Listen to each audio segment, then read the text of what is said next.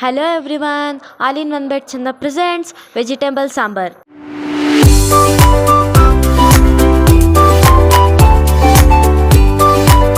ಈ ವೆಜಿಟೇಬಲ್ ಸಾಂಬಾರ್ ಮಾಡೋದು ತುಂಬ ಈಸಿ, ತುಂಬ ಟೇಸ್ಟಿಯಾಗಿರುತ್ತೆ. ಮಿಕ್ಸ್ ವೆಜಿಟೇಬಲ್ಸ್ ಇಂದ ಮಾಡಿರೋದ್ರಿಂದ ಹೆಲ್ತ್ಗೂ ಕೂಡ ತುಂಬ ಒಳ್ಳೆಯದು, ತುಂಬ ಟೇಸ್ಟಿಯಾಗಿರುತ್ತೆ. ನೀವು ಕೂಡ ಮನೇಲಿ ಒಂದ್ಸಲಿ ಟ್ರೈ ಮಾಡಿ, ಹೇಗೆ ಬಂತು ಅಂತ ಕಮೆಂಟ್ ಮಾಡೋದನ್ನು ಮಾತ್ರ ಮರಿಬೇಡಿ. ಬನ್ನಿ ಈಗ ಈ ವೆಜಿಟೇಬಲ್ ಸಾಂಬಾರನ್ನ ಹೇಗೆ ಮಾಡೋದು ಅಂತ ನೋಡೋಣ. ಮೊದಲೇದಾಗಿ ನಮಗೆ ಇಲ್ಲಿ ಒಂದು ಮಿಕ್ಸಿ ಜಾರ್ ತೊಗೊಳ್ಳಿ.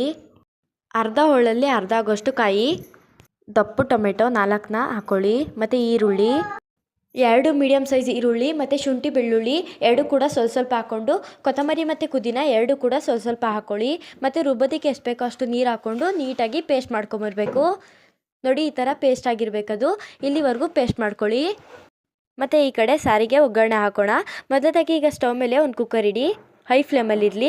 ಎಣ್ಣೆ 2 ಟೇಬಲ್ ಸ್ಪೂನ್ ಆಗೋಷ್ಟು ಕುಕ್ಕಿಂಗ್ ಆಯಿಲ್ ಹಾಕ್ಕೊಳ್ಳಿ, ಮತ್ತು ಅರ್ಧ ಟೀ ಸ್ಪೂನ್ ಆಗೋಷ್ಟು ಸಾಸಿವೆ, ಒಂದು 10ರಿಂದ 15 ಎಲೆ ಕರಿಬೇವಿನ ಸೊಪ್ಪು, ಸ್ವಲ್ಪ ಈರುಳ್ಳಿ ಹಾಕ್ಕೊಂಡು ನೀಟಾಗಿ ಫ್ರೈ ಮಾಡ್ಕೊಳ್ಳಿ.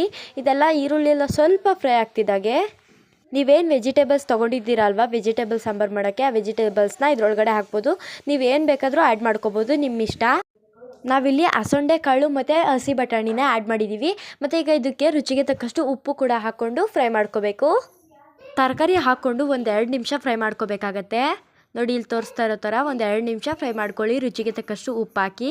ಮತ್ತು ಈಗ ನಾವೇನು ಆವಾಗಲೂ ರುಬ್ಕೊಂಡಿವಿ ಅಲ್ವಾ, ಆ ಪೇಸ್ಟ್ನ ಹಾಕ್ಕೋಬೇಕು ಇದಕ್ಕೆ. ಆ ಪೇಸ್ಟ್ನ ಹಾಕ್ಕೊಂಡು ಇದನ್ನು ಕೂಡ ಸ್ವಲ್ಪ ಹೊತ್ತು ಫ್ರೈ ಮಾಡ್ಕೋಬೇಕು, ಒಂದು 2 ನಿಮಿಷ ಆಗೋಷ್ಟು. ಇದೆಲ್ಲ ಒಂದು 2 ನಿಮಿಷ ಫ್ರೈ ಆದಮೇಲೆ ಇದಕ್ಕೆ ಸಾಂಬಾರು ಪುಡಿ ಹಾಕಬೇಕಾಗತ್ತೆ, ಅಂದರೆ ಧನಿಯಾ ಪುಡಿ ಅಂತ ಹೇಳ್ತಾರೆ.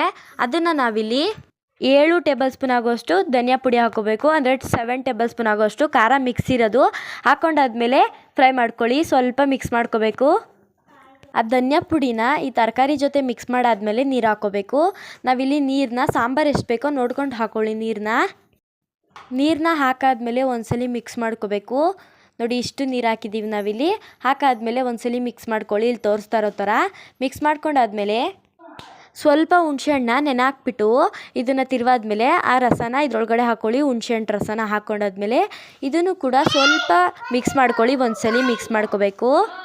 ಈ ಹುಣಸೆಹಣ್ಣ ಹಾಕಿ ಮಿಕ್ಸ್ ಮಾಡ್ಕೊಂಡಾದ್ಮೇಲೆ ಲಿಡ್ನ ಕ್ಲೋಸ್ ಮಾಡ್ಕೋಬೇಕು. ಲಿಡ್ನ ಕ್ಲೋಸ್ ಮಾಡಿಕೊಂಡು ಹೈ ಫ್ಲೇಮಲ್ಲಿ 2 ವಿಷಲ್ನ ಕೂಗಿಸ್ಕೋಬೇಕಾಗತ್ತೆ. ಇದನ್ನು ಲಿಡ್ ಕ್ಲೋಸ್ ಮಾಡಿ 2 ವಿಷಲ್ನ ಕೂಗಿಸ್ಕೊಂಡಾದ್ಮೇಲೆ ತುಂಬ ಚೆನ್ನಾಗಿರೋ ಸಾರಾಗುತ್ತೆ. ನಾನು ಮೊದಲೇ ಹೇಳಿದಾಗಲೇ ಉಪ್ಪು ನೋಡ್ಕೊಂಡು ಹಾಕ್ಕೊಳ್ಳಿ. ಫೈನಲಿ ರೆಡಿ ಆಯಿತು ನಮ್ಮ ಟೇಸ್ಟಿ ಆ್ಯಂಡ್ ಹೆಲ್ತಿ ಆದಂಥ ವೆಜಿಟೇಬಲ್ ಸಾಂಬಾರ್.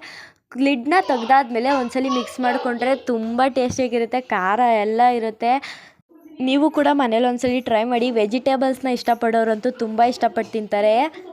ಯಾರ್ಯಾರು ನಮ್ಮ ಚಾನಲ್ನ ಸಬ್ಸ್ಕ್ರೈಬ್ ಮಾಡ್ಕೊಂಡಿಲ್ಲ, ಈಗಲೇ ಸಬ್ಸ್ಕ್ರೈಬ್ ಮಾಡ್ಕೊಳ್ಳಿ, ಲೈಕ್ ಮಾಡಿ, ಶೇರ್ ಮಾಡಿ, ಕಮೆಂಟ್ ಮಾಡಿ ಅಂತ ಹೇಳ್ತಾ ಮುಂದಿನ ವಿಡಿಯೋದಲ್ಲಿ ಸಿಗೋಣ. ಅಲ್ಲಿವರೆಗೂ ಬಾಯ್ ಬಾಯ್.